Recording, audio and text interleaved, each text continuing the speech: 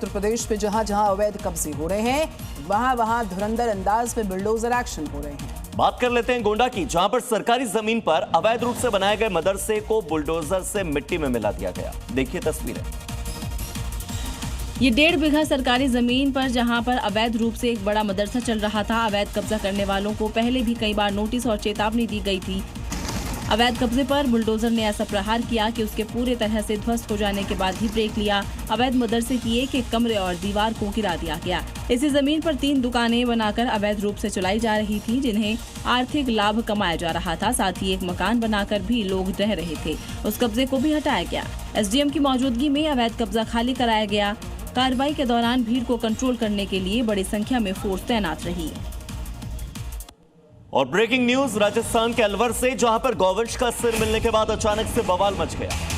अग्रसेन पुलिया के पास ये सर मिला है। हिंदू संगठनों ने प्रदर्शन किया, आरोपियों की गिरफ्तारी की मांग उठा रहे हैं। अलवर पुलिस ने कार्रवाई का आश्वासन दिया है, भरोसा दिया है और तनाव को देखते हुए पुलिस फोर्स की तैनाती अग्रसेन पुलिया के आसपास के इलाके में कर दी गई है।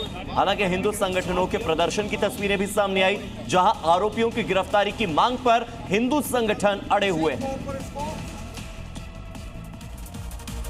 तो उत्तर प्रदेश के मुरादाबाद से खबर है, अवैध निर्माण के खिलाफ बुलडोजर एक्शन हो गया है। यहां पर करीब 50 बीघा जमीन पर अवैध निर्माण किया गया था, जिससे मुरादाबाद विकास प्राधिकरण ने बुलडोजर के प्रहार से ध्वस्त किया। ये पीला पंजा वहीं गरज रहा है जहां चांद बाबू नाम के व्यक्ति ने अवैध निर्माण कर रखा था। देखिए कैसे योगी का बुलडोजर एक एक कर अवैध कब्जे को तोड़ रहा है।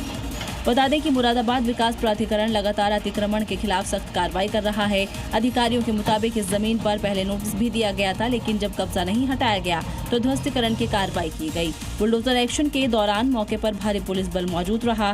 मामले पर एमडीए अधिकारी का कहना है कि कोई भी निर्माण बिना नक्शा पास कराए होगा तो सख्त कार्रवाई होगी, इसलिए नियमों का पालन करें वरना बुलडोजर तैयार है।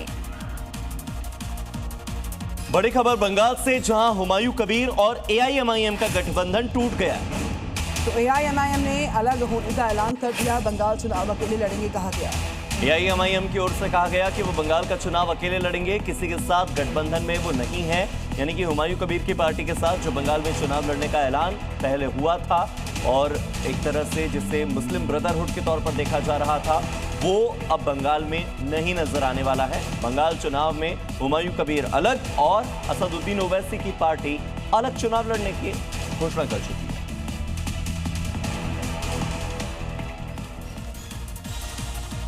तो बंगाल से खबर है, आज बीजेपी अपना संकल्प पत्र जारी करने जा रही है। खबर यह है कि कोलकाता में गृह मंत्री अमित शाह रिलीज करने वाले हैं संकल्प पत्र, जिसमें मुख्य मुद्दे होंगे करप्शन और अपराध, खास तौर पर क्राइम पर फोकस रहेगा।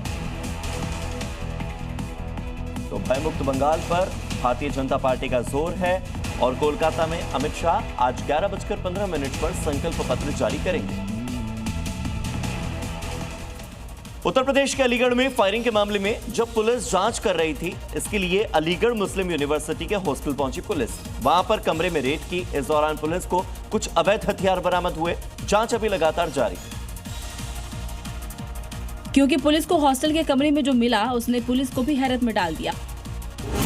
हॉस्टल के कमरे में पुलिस को अवैध हथियारों की मैगजीन, 8 मोबाइल फोन, 100 रुपए के 6 नकली नोट, जाली दस्तावेज जैसे आधार कार्ड, पैन कार्ड और फर्जी मार्कशीट बरामद हुए हैं। पुलिस की ये रेड 2 दिन पहले एमएफ टावर इलाके में हुई फायरिंग की जांच के सिलसिले में की गई थी। आरोप है कि फायरिंग करने वाला युवक एएमयू का छात्र शहबाज उर्फ छोटू था। पुलिस ने जब उसकी गिरफ्तारी के लिए दबिश दी तो कमरे में ये सामान बरामद हुआ। पुलिस को शक है कि आरोपी छात्र जाली दस्तावेजों के जरिए यूनिवर्सिटी में रह रहा था या फर्जी तरीके से नामांकन कराया हुआ था। वहीं रेड का भनक लगते ही आरोपी शहबाज फरार हो गया।